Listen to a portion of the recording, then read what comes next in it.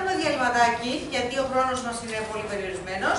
Θα σας κεράσουμε κάτι όμως, γιατί όπως λέμε εμείς οι διαιτολόγοι, όταν έχουμε πολλές ώρες να φάμε, ο εγκέφαλος δεν μπορεί να λειτουργήσει σωστά, αλλά δεν μπορεί να συγκρατήσει όλα αυτά που σας λέμε εδώ πέρα. Θα σας κεράσουμε ένα γιαουρτάκι που μας έχουν φέρει εδώ από την εταιρεία Κορυφή.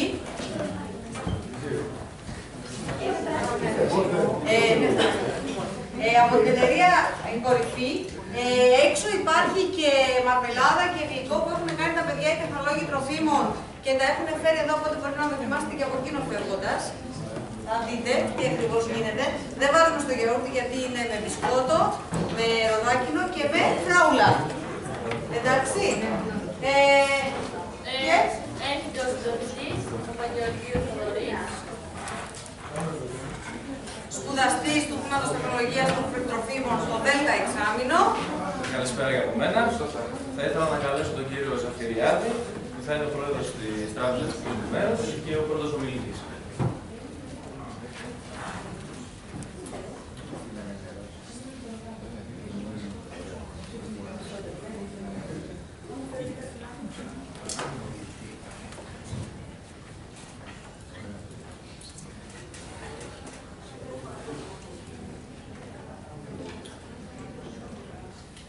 Λοιπόν, πρωτού ξεκινήσω την δική μου την ομιλία, η οποία θα έχει να κάνει με τα διάφορα συστήματα διασφάλισης ποιότητας και τις απαιτήσεις διαφορές, θέλω να πω λίγα πράγματα.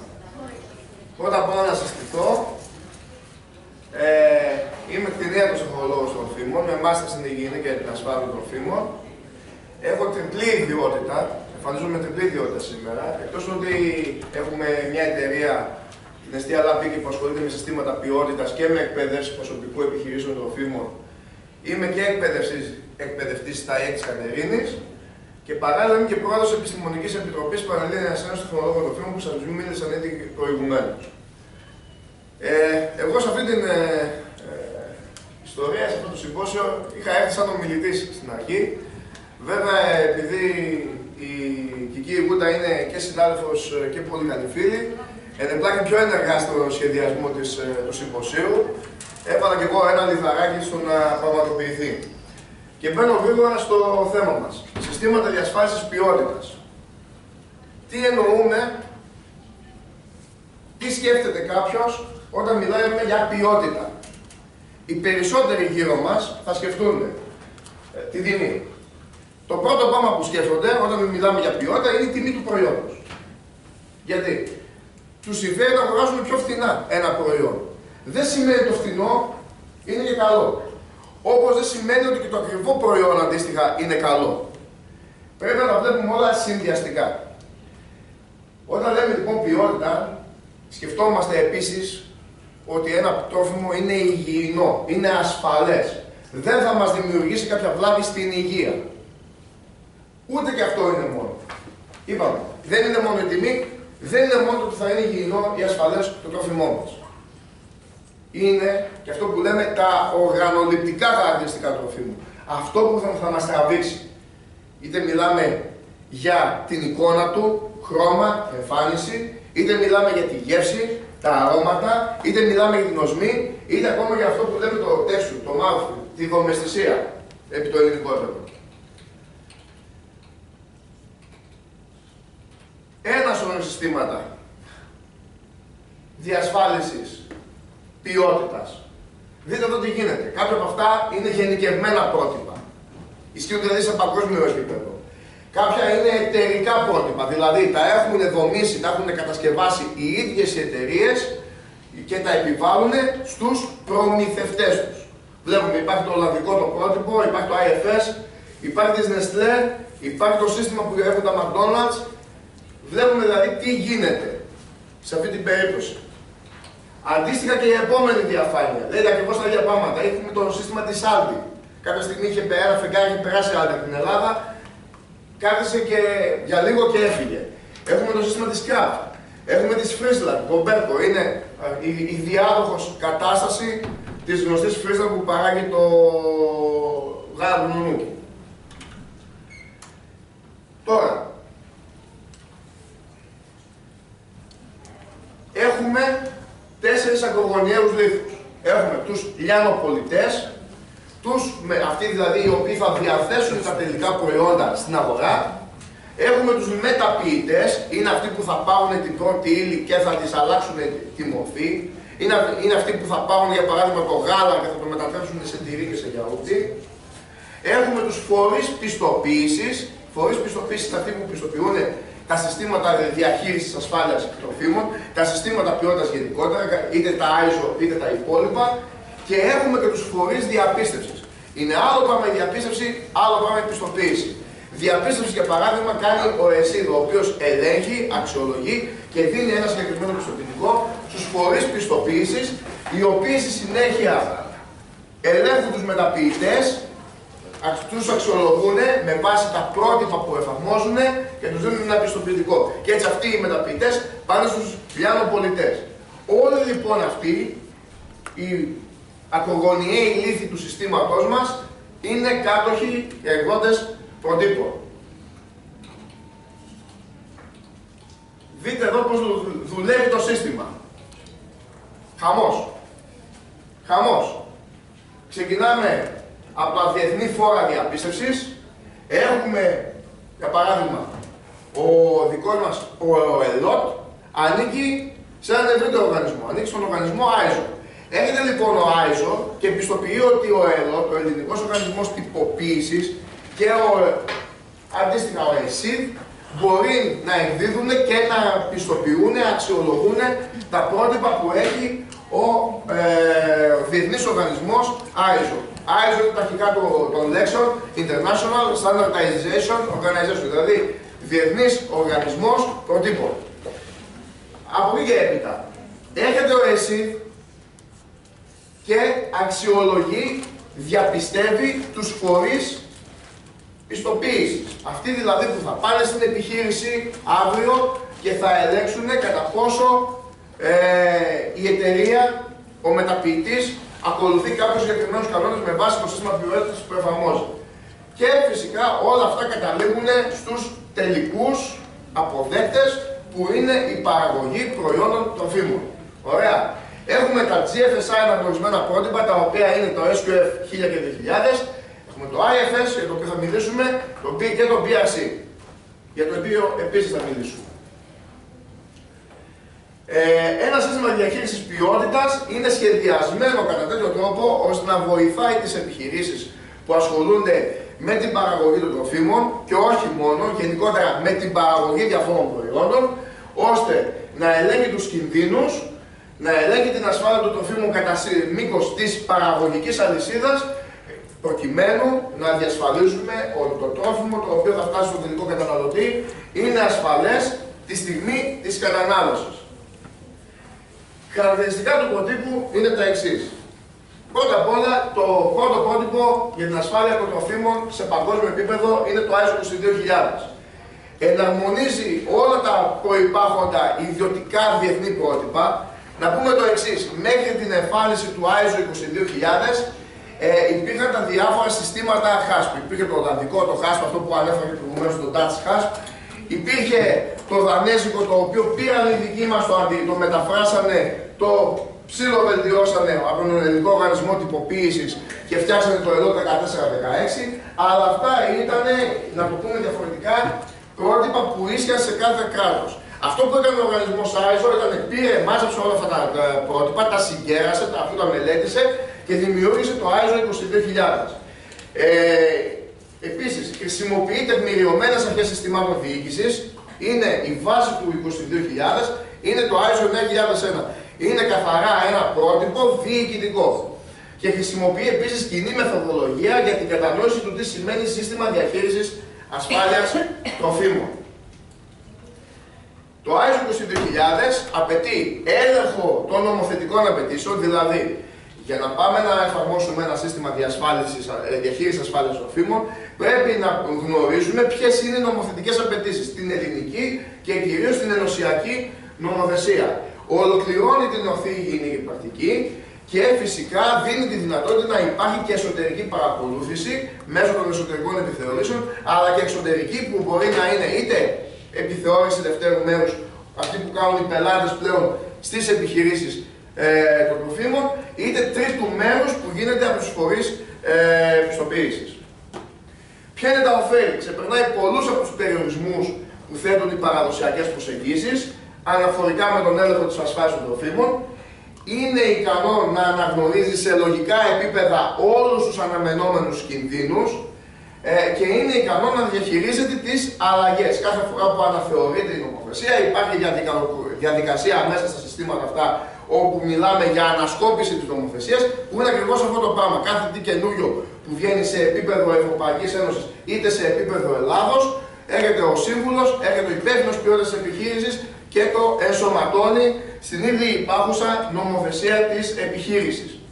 Αυτό εδώ είναι ένα κύκλωμα όπου ξεκινάμε στην άκρη με τις κανονιστικές αρχές, έχουμε σε ένα δεύτερο επίπεδο αγρότες, παραγωγούς τροφίμων, κύριους παραγωγούς τροφίμων, μεταποιητές δευτέρας τάξης, χονδρεμπόρους, λιανοπολιτές, καταναλωτές, και βλέπουμε εδώ πέρα την αλληλεπίδραση που υπάρχει και προς τα αριστερά και προς τα δεξιά με επιχειρήσεις που παράγουν φυτοφάρμακα, που παράγουν πρόσθετες ουσίες, με εταιρείες που ασχολούνται με την αποθήκευση και τη διαχείριση των τροφίμων, με παραγωγούς εξοπλισμού, ειδών καθαρισμού και απολύμασης, υλικών συσκευασίας, παρόχους διαφόρων υπηρεσιών και με τις υπόλοιπες εφοδιαστικές αλυσίδες. Βλέπουμε μία διαφάνεια, αυτό που είπαμε προηγουμένως, από το χωράφι στο πιάτο του καταναλωτή, σε σχέση όμως με τι? Σε σχέση με τους κινδύνους. Και ξεκινάμε από καθαρά περιβαλλοντικούς παράγοντες, όπως είναι, για παράδειγμα, οι εκπομπές καυσαερίων αυτοκινήτων και βιομηχανιών. Δεν το ξεχνάμε. Οι γεωργικές πρακτικές, συνήθως στην Ελλάδα, ψεκάζουν. Και ψεκάζουν πολύ. Και ψεκάζουν αλόγιστα. Και αυτό το κάνουν γιατί? Γιατί δεν ξέρουν ότι δεν έχει σημασία το πόσο ψεκάζεις, αλλά το πώς ψεκάζεις και το τι ψεκάζεις. Εννοώ πάντα για τα φυτοφάρμακα, φυτοπροστατευτικές ουσίες. Το ίδιο συμβαίνει και με τα λιπάσματα. Αυτό έχει σαν αποτέλεσμα τα κατάλοιπα αυτών των χημικών ουσιών να περνάνε στις πρώτες μας ύλες, οι οποίες θα χρησιμοποιηθούν για την παραγωγή των τελικών προϊόντων. Χωματερές. Χαρακτηριστικό παράδειγμα. Πριν από μερικά χρόνια ξέσπασε πυρκαγιά στη χωματερή των Ταγαράδων στη Θεσσαλονίκη. Όσοι είναι κάποια ηλικία θα το θυμούνται. Λοιπόν, αποτέλεσμα ήταν ότι λόγω της καύσης των σκουπιδιών είχαμε παραγωγή διοξινών. Οι διοξίνες είναι τοξικές ουσίες. Είχαμε αναφερθεί και τη δεκαετία του 80 σε μια κατάσταση που είχε γίνει στο Σεβέζο της Ιταλίας. Εν πάση περιπτώσει, είναι αποτέλεσμα της καύσης πολυκυκλικών υδρογοναθράκων. Αποτέλεσμα αυτού όμως είναι να περάσουν στα τρόφιμα. Πώς περάσανε, δίπλα ακριβώς οι καλλιέργειες. Δυστυχώς εκείνες τις ημέρες έπεσε και μια βροχή. Οτιδήποτε ήταν ενεωρήσει στην ατμόσφαιρα έπεσε στο έδαφος και μέσω του εδάφους πέρασε στα φρούτα, πέρασε και στα λαχανικά. Καυσαέρια από την βιομηχανία που τα είπαμε. Πού μπορούν να βρεθούν όλοι αυτοί οι επιμολυντές? Πολύ απλά στις καλλιέργειες, μπορούν να βρεθούν στο ζωικό κεφάλαιο. Αν καταναλώσει ένα ζώο ζωοτροφή με αφατοξίνες, έχουμε σε αυτή την περίπτωση που περνάνε οι αφατοξίνες και στα τελικά προϊόντα τα ζωικά, είτε μιλάμε για κρέας, είτε μιλάμε για αυγά, αν μιλάμε για πουλερικά, είτε μιλάμε για γάλα, αν μιλάμε για γαλατοπαραγωγά ζώα. Και φυσικά και στα ηχθηρά και στα αλλιεύματα. Στην περίπτωση των ηχθηρών και των αλλιευμάτων έχουμε κυρίως από απόβλητα των βιομηχανιών. Μπορώ να αναφέρω, επειδή το έχω διδάξει κατά την επανάληψη, το περίφημο περιστατικό της Μιναμάτα στην Ιαπωνία, όπου απόβλητα από μια εταιρεία που παρήγαγε ξηρά στοιχεία μπαταρίες και κυρίως υδράργυρος πέρασε στα ψάρια, τα οποία η βάση της διατροφής των Ιαπώνων είναι τα ψάρια. Αποτέλεσμα είναι ότι οι κάτοικοι της περιοχής άρχισαν να εμφανίζουν προβλήματα με τύφλωση, με νοητική καθυστέρηση, το ψάξανε, αυτά μιλάμε για τη δεκαετία του 70. Μέσα της δεκαετίας του 70 το ψάξανε, βρήκανε ότι το πρόβλημα ήταν από τα απόβλητα του εργοστασίου παραγωγής μπαταριών. Όλα αυτά λοιπόν θα περάσουν και στην επεξεργασία και κατά την αποθήκευση και κατά τη διακίνηση και το συμπέρασμα είναι ότι θα φτάσουν στο πιάτο μας. Όσον αφορά λοιπόν το σύστημα του ISO 22000, πρέπει να κατανοηθεί η επίδραση που έχουν τα διάφορα στάδια της αλυσίδας παραγωγής τροφίμων στη λειτουργία του οργανισμού. θα πρέπει να γίνει ταυτοποίηση, εφαρμογή και διαχείριση διεργασιακού συστήματος. Δεν μιλάμε πλέον για διαδικασία παραγωγής τροφίμων. Μιλάμε για ολόκληρη διεργασία, η οποία αποτελείται από επιμέρους διαδικασίες. Και φυσικά θα πρέπει να γίνεται συνεχώς ένας έλεγχος του συνδυασμού, της αλληλεπίδρασης των μεμονωμένων διαδικασιών μέσα σε αυτό το σύστημα. Έχουμε τον κύκλο της συνεχούς βελτίωσης εδώ πέρα, που σημαίνει ότι ξεκινούμε, κάνουμε ένα αρχικό σχεδιασμό. Στη συνέχεια, τι σημαίνει σχεδιασμός, τι κάνουμε και πώς το κάνουμε. Πάμε λοιπόν στο αμέσως επόμενο στάδιο που είναι η εκτέλεση. Κάνουμε δηλαδή, εφαρμόζουμε στην πράξη ό,τι έχουμε σχεδιάσει. Περνάμε σε αυτό που λέμε αμέσως μετά έλεγχος. Η εσωτερική επιθεώρηση που κάνουμε είναι ένα στοιχείο ελέγχου, γιατί πρακτικά ελέγχουμε το αν όλα έγιναν βάσει του σχεδιασμού που κάναμε στην αρχή. Και στη συνέχεια πάμε σε αυτό που λέμε βελτίωση. Δηλαδή φτάνουμε στο τέταρτο κύκλιο, όπου σε αυτή την περίπτωση βλέπουμε τι λάθη έχουν γίνει στην πορεία της παραγωγής διαδικασίας και πάμε στη συνέχεια να κάνουμε αυτό που λέμε διορθωτικές ενέργειες, να το δούμε στη συνέχεια. Και φυσικά ξαναμπαίνουμε στον ίδιο κύκλο. Αν χρειαστεί, κάνουμε και επανασχεδιασμό και ακολουθούμε την ίδια ακριβώς διαδικασία.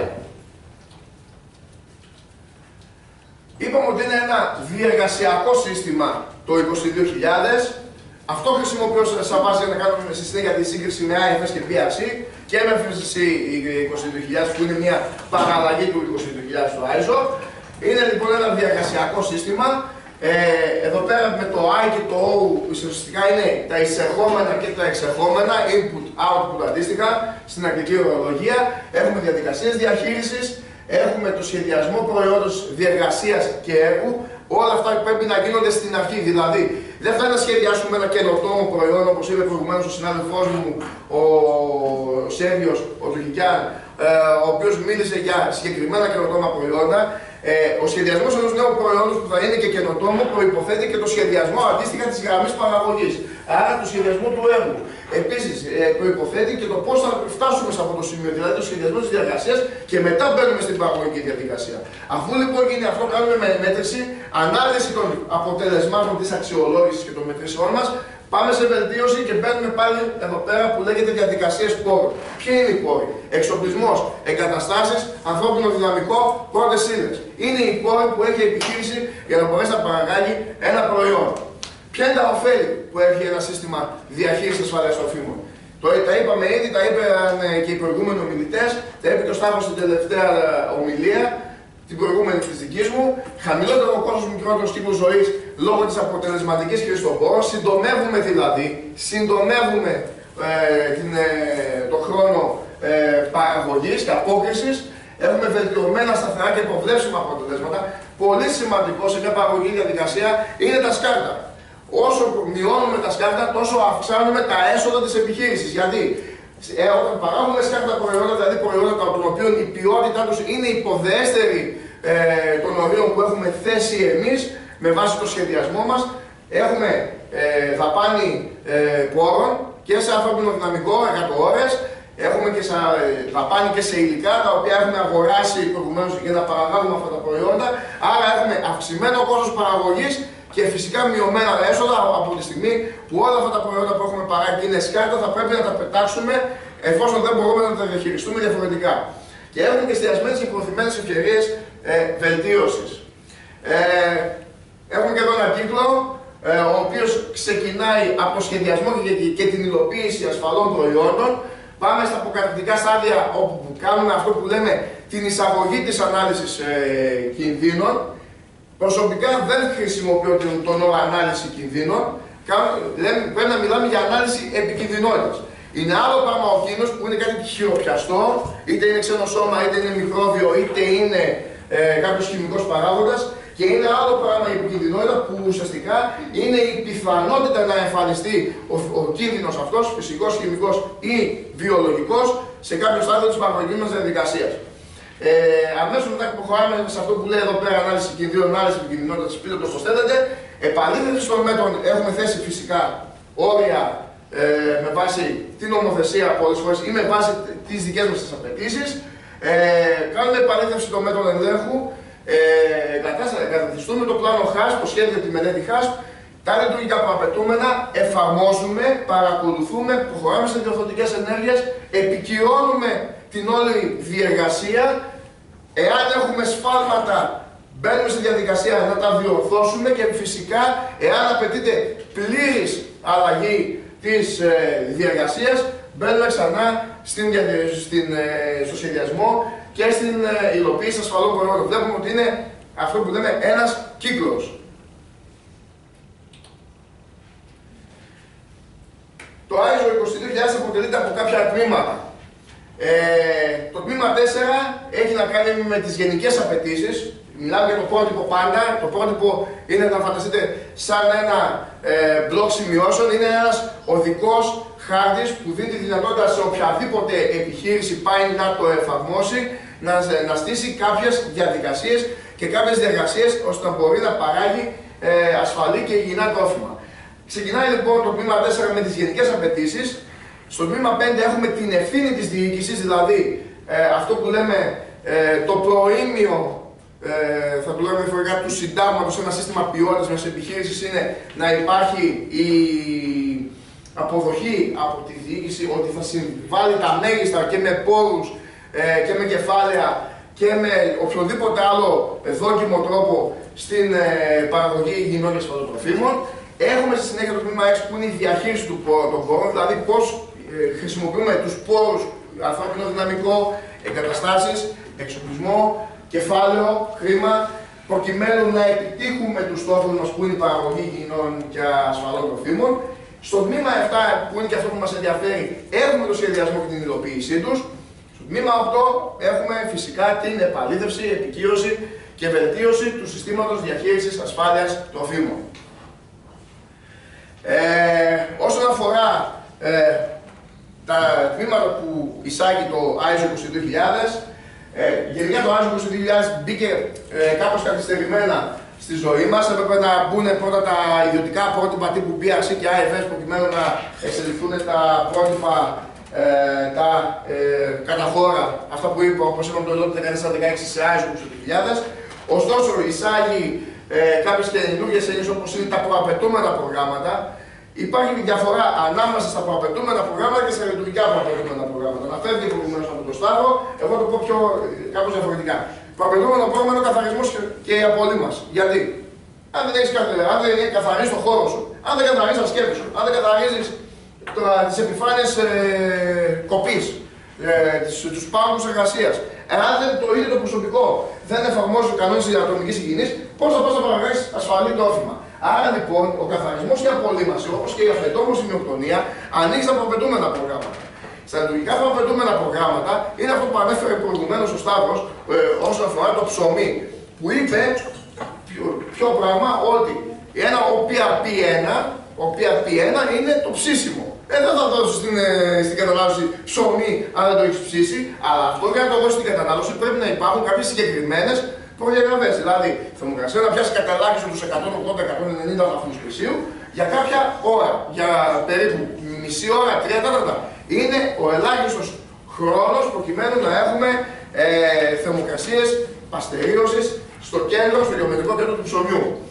Έχουμε τα αποκαταρκτικά στάδια για την ανάλυση κινδύνων. Ακολουθεί η ανάλυση κινδύνων, δηλαδή τι θα βρούμε σε κάθε στάδιο της παραγωγής μας διαδικασίας και πώς μπορούμε να κάνουμε στη συνέχεια να αποτρέψουμε το να μπει αυτός ο κίνδυνος μέσα στο τελικό μας προϊόν, εγκατάσταση των λειτουργικών προαπαιτουμένων και φυσικά τη μελέτη HASP. Αυτό είναι το σύστημα του 22.000. Ξεκινάει, όπως είπαμε, με τις απαιτήσεις τεκμηρίωσης, έχουν προαπαιτούμενα προγράμματα τύπου καθαρισμού, απολύμασης, απεντόμωσης, ημιοκτονίας και φυσικά, όπως ακριβώς ισχύει και στο HASP, έχουμε ομάδα διαχείρισης ασφάλειας τροφίμων. Αυτό που λέγαμε προηγουμένως, ομάδα HASP, έχει αλλάξει, έχει γίνει πλέον ομάδα διαχείρισης ασφάλειας τροφίμων. Έχουμε τα χαρακτηριστικά του προϊόντος, αυτό που λέμε προδιαγραφές, σκοπούμενη χρήση, δηλαδή για ποιο λόγο το παράγουμε εμείς αυτό το προϊόν, τα διαγράμματα ροής της παραγωγικής διαδικασίας, τα οποία είναι βασικά γιατί πάνω σε αυτά θα εντοπίσουμε ποιο είναι κρίσιμο σημείο ελέγχου, ποιο είναι σημείο ελέγχου, ποιο είναι λειτουργικό προαπαιτούμενο. Αναγνώριση λοιπόν, έχουμε την περιγραφή των στάδιων επεξεργασίας και των μέτρων ελέγχου, αναγνώριση των κινδύνων και καθορισμό των χρησίμων ορίων, αξιολόγησή τους, επιλογή και αξιολόγηση των μέτρων ελέγχου και φυσικά ανάλογα με το αν είναι CCP ή CP ή OPRP, πάμε είτε σε λειτουργικά προαπαιτούμενα είτε σε εγκατάσταση πλάνου HASP. Επαληθεύουμε στη συνέχεια τα μέτρα ελέγχου προτού προχωρήσουμε στην παραγωγή του προϊόντος και έχουμε και το συνδυασμό της διαδικασίας επικύρωσης. Περίπου το ίδιο είναι το δέντρο αποφάσεων. Το δέντρο αποφάσεων, αυτό δυστυχώς δεν βιώνω από πάνω, δεν ξέρω ποιο λόγο. Είναι το δέντρο αποφάσεων όπου θα το δούμε και παρακάτω όταν θα μιλήσουμε για τη μελέτη HASP. Απαντούμε σε μερικά ερωτήματα και προκειμένου να κάνουμε τον διαχωρισμό μεταξύ κρισίμων σημείων ελέγχου και άλλων σημείων ελέγχου. Έτσι, δεν επιμένω περισσότερο. Όσον αφορά το 22.000 θα πρέπει να επικαιροποιεί τα χαρακτηριστικά του προϊόντος. Τι χαρακτηριστικά πρέπει να έχει το προϊόν, τη σκοπούμενη χρήση, τα στάδια της διαδικασίας, τα μέτρα ελέγχου, τη μελέτη HASP και γενικά τα PRPs. Το σύστημα λοιπόν αυτό επιτρέπει την ταυτοποίηση των παρτίδων του προϊόντος. Αυτό που είπε προηγουμένως ο για την χνηλασιμότητα είναι πολύ βασικό. Δεν μας ενδιαφέρει μόνο η προς τα πίσω χνηλασιμότητα που σημαίνει ότι ξεκινάω από ένα προϊόν, από μία γκοφρέτα για παράδειγμα ή από ένα σακουλάκι chips και βρίσκω με βήματα προς τα πίσω, ανάποδα βήματα, από ποια πρώτη ύλη έχει παρασκευαστεί και πλέον από ποιο παραγωγό. Ήδη κάποιες επιχειρήσεις στον τομέα της φυτικής παραγωγής που παράγουν όσπρια σου λένε στη συσκευασία τους είναι από το χωράφι του τάδε. Έτσι, αν θυμάμαι είναι η 3α που το κάνει αυτό στην περιοχή της Κορινθίας, η Αγκρίνο.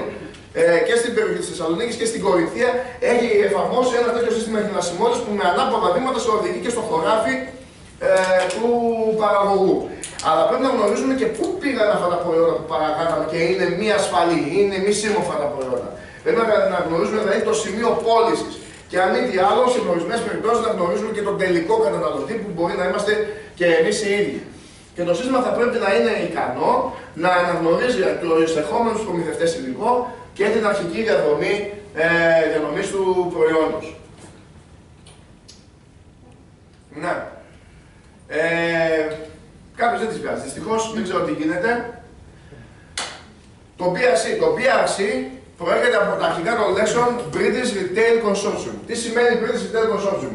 Είναι ένα καθαρά ιδιωτικό πρότυπο. Δημιουργήθηκε από τη Βρετανική Ένωση Λιανεμπορίου. Αυτό σημαίνει άλλωστε και British Retail Consortium. Για ποιο λόγο? Διότι πάρα πολύ απλά τα συστήματα μέχρι εκείνη τη στιγμή τα τύπου HASP που υπήρχαν ήταν ιδιαίτερα αδύναμα και ήθελαν κατά κάποιο τρόπο να επιτύχουν για τα μέλη τους την διακίνηση, διανομή και εμπορία προϊόντων πολύ υψηλής ποιότητας. Το BRC εφαρμόζεται σε επιχειρήσεις που υπάρχουν και στην Αγγλία και στην Ολλανδία και σε οποιασδήποτε άλλες χώρες του κόσμου. Για παράδειγμα, υπάρχουν επιχειρήσεις στην Ελλάδα που εφαρμόζουν το BRC γιατί πολύ απλά απευθύνονται σε αγορές των προαναφερομένων χωρών Αγγλίας, Ηνωμένου Βασιλείου και Ολλανδίας. Έχει 10 βασικές απαιτήσεις και ενότητες.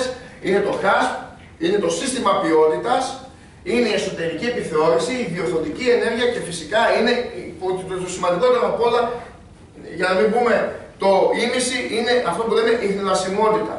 Είναι πολύ πιο αυστηρό σαν σύστημα από το ISO 22000. Φανταστείτε το εξής, ότι σε μια γραμμή παραγωγής το ISO 22000 σου δίνει τη δυνατότητα να πεις ότι εντάξει, οκ, θα βγάζεις ένα προϊόν έξω, αλλά εγώ δεν θέλω να έχεις, ας πούμε, metal detector. Έχεις, ας πούμε, ένα προϊόν το οποίο, ένα μπιφτέκι. Δεν θέλω να έχεις, δεν χρειάζεται να έχεις metal detector, γιατί να έχεις κάποιον να το παρακολουθεί.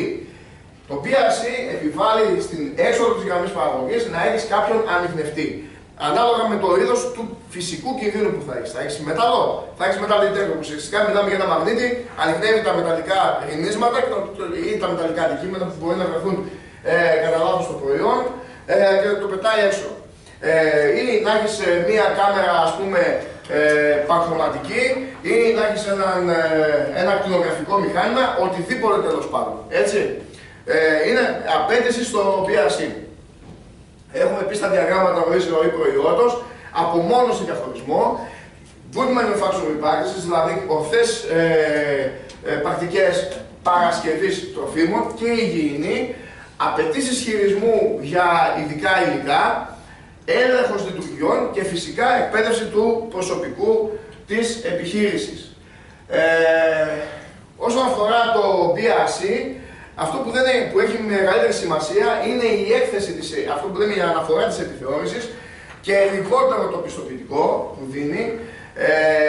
Γι' αυτό είναι η έκθεση της επιθεώρησης, η αναφορά της επιθεώρησης είναι αυτή που χρησιμοποιείται στα δικαστήρια σε περίπτωση διενέξεων ως αποδεικτικό στοιχείο. Κατατάσσεται σε 3 επίπεδα συμμόρφωσης. Έχουμε το βασικό επίπεδο, το υψηλό και τη σύσταση για βέλτιστη πρακτική. Αντίστοιχα, προς τον BRC, ο γαλλογερμανικός άξονας που είναι και της μόδας, το λέμε τον τελευταίο καιρό, έχει αναπτύξει το σύστημα το IFS που είναι το International Food Standard. Έχει αναπτυχθεί κατά κύριο λόγο σε πρώτη φάση από τους Γερμανούς και στη συνέχεια πήγαν και οι Γάλλοι σε αυτό το κόλπο, λιανοπολιτές και λιανέμποροι. Έχει ακριβώς τον ίδιο σκοπό με το BRC που αναφέρθηκε προηγουμένως. Το πρότυπο αυτό στοχεύει στον ενιαίο έλεγχο της ασφάλειας των τροφίμων και του επίπεδου ποιότητας των προμηθευτών. Εφαρμόζεται σε όλα τα στάδια της παραγωγικής διαδικασίας τροφίμων μετά την παραγωγή των πρώτων υλών. Έχει αναγνωριστεί από τον οργανισμό το GFSI που είναι ο Global Food Safety Institute σαν ισοδύναμο προς το BRC Standard for Food, το FSSC 22000. Αυτό που ήθελα να πω προηγουμένως είναι το εξής. Το FSSC 22000 είναι, κάνω μια παρένθεση, είναι ένα σύστημα το οποίο εξελίχθηκε από το EASO 22000, αλλά είναι, για να το πούμε διαφορετικά, στον ημιόροφο. Είναι ανάμεσα στο 22000 και και στο BRC. Έχει δηλαδή με περισσότερες απαιτήσεις από το 22000. Προτού μπει η παράγραφος της βιοτρομοκρατίας και στο ISO 22000, υπήρχε ήδη στο BRC, υπήρχε και στο IFS και γι' αυτό και ήταν ένας από τους λόγους που έγινε και το FSSC 22000 με τεχνική προδιαγραφή τη 220. Είναι λοιπόν πιο αυστηρό από το 22000, είναι πιο ελαστικό από το BRC. Είναι κατά κάποιο τρόπο μια μεσοβέζικη κατάσταση, πιστοποιείται όμως και είναι καλό να το έχει μια συγκεκριμένη εταιρεία. Το IFS αποτελείται και αυτό με τη σειρά του από 4 τμήματα. Το τμήμα νούμερο 1 έχει να κάνει με τα πρακτικά ελέγχου, αξιολόγηση, διεξαγωγή ελέγχου, διάφορα στάδια για την έκδοση του πιστοποιητικού κλπ. Το δεύτερο τμήμα είναι τεχνικές απαιτήσεις. Ο κατάλογος ελέγχου περιλαμβάνει 250 απαιτήσεις που διαιρούνται σε 5 κεφάλαια. Έχουμε την ευθύνη της διοίκησης, διαχείριση ποιότητας, διοίκηση πόρων, διαδικασία παραγωγής, λήψη μέτρων, αναλύσεις και βελτιώσεις. Και τέλος, το τμήμα το τρίτο αναφέρεται κατά κύριο λόγο σε φορείς πιστοποίησης του IFS, του πρωτοκόλλου IFS και προς τους ελεγκτές των κρατικών υπηρεσιών. Και φυσικά το τμήμα 4, όπου δίνει οδηγίες για το πώς πρέπει να συντάσσονται οι τελικές εκθέσεις προς τις επιχειρήσεις, οι οποίες είναι πιστοποιημένες με το συγκεκριμένο πρωτόκολλο. Επίπεδα συμμόρφωσης έχει και αυτό 3, όπως αντίστοιχα το BRC. Το βασικό επίπεδο συμμόρφωσης αποτελείται από 240 απαιτήσεις. Έχουμε το ανώτερο που είναι το υψηλό με 59 πρόσθετες απαιτήσεις και έχουμε και τη σύσταση για βέλτιστη πρακτική, όπου προσθέτουμε και άλλες 47 απαιτήσεις και είναι και το top και το πιο υψηλό από όλα. Σε μια μελέτη HASP, αυτό που σας είπα προηγουμένως, πρέπει να κάνουμε πρώτα διαγράμματα νωρίς, να δούμε δηλαδή από ποια στάδια αποτελείται η παραγωγική μας διαδικασία. Προκειμένου στη συνέχεια, με βάση και την κείμενη νομοθεσία, τους ενωσιακούς κανονισμούς, αλλά και την ελληνική νομοθεσία η οποία απορρέει από αυτούς, να πάμε να κατασκευάσουμε, να κάνουμε τη μελέτη HASP. Η μελέτη HASP, η οποία περιέχει και τα λειτουργικά προαπαιτούμενα και τα προαπαιτούμενα προγράμματα και επίσης και τα κρίσιμα σημεία ελέγχου και το τι κάνουμε εκεί πέρα. Όταν λέμε προαπαιτούμενα, το έχουμε πει ήδη, καθαριότητα απολύμαση, μικρονία απαιτόμωση, είναι ανοίξει τα προαπαιτούμενα προγράμματα.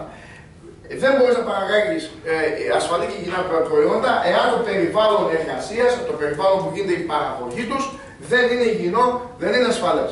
Λειτουργικά λοιπόν προαπαιτούμενα προγράμματα, OPRPs, είναι μια καθορισμένη διαδικασία ή μια καθορισμένη οδηγία, ανάλογα με τη φύση και το μέγεθος της επιχείρησης, που ενισχύει και διατηρεί τις συνθήκες λειτουργίας της, τόσο για την ενεργοποίηση και τον αποτελεσματικότερο έλεγχο των κινδύνων και την ασφάλεια των τροφίμων, όσο επίσης και για τον έλεγχο της πιθανότητας εισαγωγής κινδύνου. Hazard Analysis Critical Control Points είναι το αρκτικό λεξο του HASP, αυτό που λέμε ανάλυση επικινδυνότητας στα κρίσιμα σημεία ελέγχου. Οι 7 αρχές του ΧΑΣΠ αναφέρθηκαν ήδη, δεν περιγράφηκαν, θα κάνω μια μικρή περιγραφή.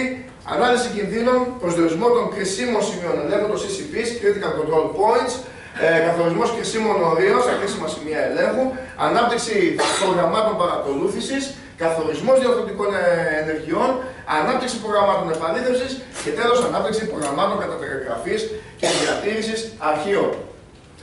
Στην πρώτη αρχή εντοπίζουμε τις πιθανές, θα το περάσω πολύ γρήγορα, εντοπίζουμε τις τυχόν πιθανές πηγές κινδύνου. Στη δεύτερη αρχή ορίζουμε, όπως είπαμε, τα κρίσιμα σημεία ελέγχου.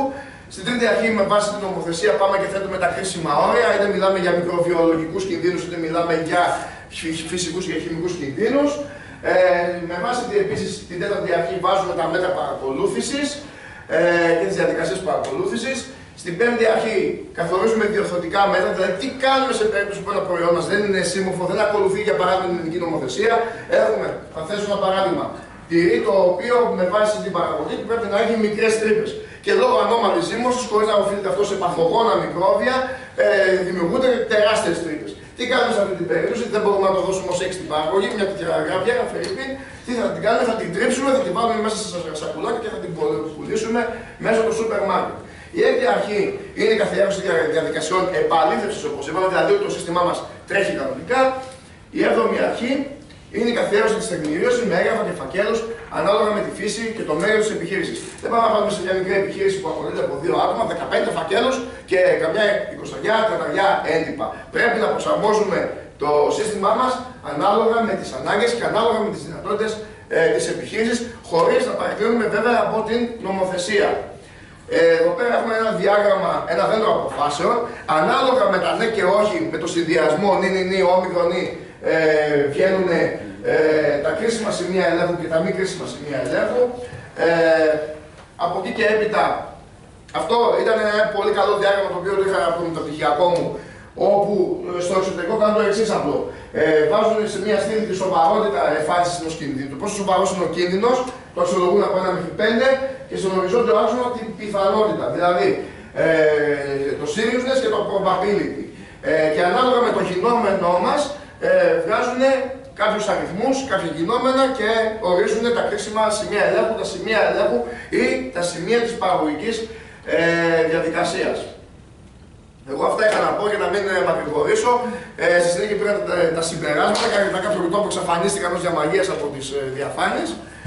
Εν πάση περιπτώσει, για να κάνω μια μικρή ανακεφαλαίωση, όλα αυτά τα συστήματα ποιότητας που σας περιέγραψα εξυπηρετούν και τις επιχειρήσεις τις ίδιες, γιατί βελτιώνουν την εικόνα τους προς τα έξω, άρα αυξάνουν τις πωλήσεις, μειώνουν τα σκάρτα, αυξάνουν τα έσοδα της επιχείρησης, βοηθούν και τους καταναλωτές οι οποίοι πλέον μπορεί να είναι περισσότερο σίγουροι από ό,τι κατά το παρελθόν τα προϊόντα που θα αγοράσουν είναι ασφαλή, βοηθάνε τις αναπτυσσόμενες χώρες, γιατί πάρα πολύ απλά δημιουργείται ένα ενιαίο σύστημα ελέγχου και αξιολόγησης κινδύνων και άρα οτιδήποτε ισχύει στην Ελλάδα, ισχύει και στην Κίνα, ισχύει και στην Βενεζουέλα.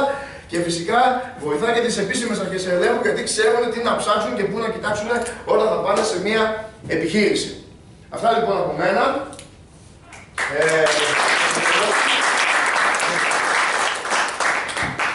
Ευχαριστούμε πολύ τον κύριο Ζαφυριάδη. Δεν σου βγαίνουν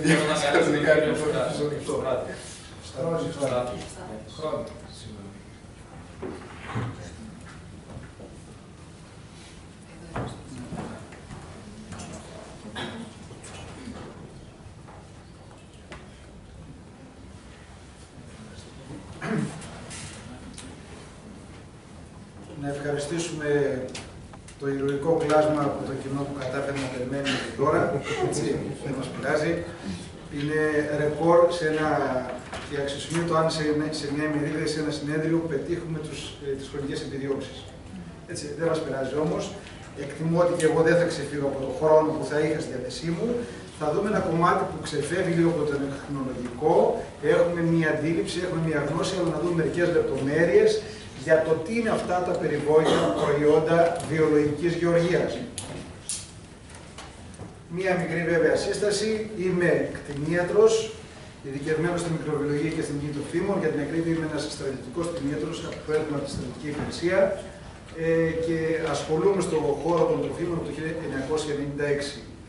Έχω συνεργαστεί με εταιρείες συμβουλευτικές πάνω στο κομμάτι των τροφίμων όπως η Υγεστία Lab, με τους συναδέλφους, και έχω συνεργαστεί από το 2008 έως σήμερα με φορείς πιστοποίησης προϊόντων βιολογικής γεωργίας, με 2 συγκεκριμένους από αυτούς τους διαπιστευμένους που είναι στην Ελλάδα. Το κομμάτι βιολογική γεωργία θα μπορούσε να είναι εν γέννη το κομμάτι γεωργία, λειτουργεί σε μία σχέση. Στη σχέση άνθρωπος-περιβάλλον και γεωργία.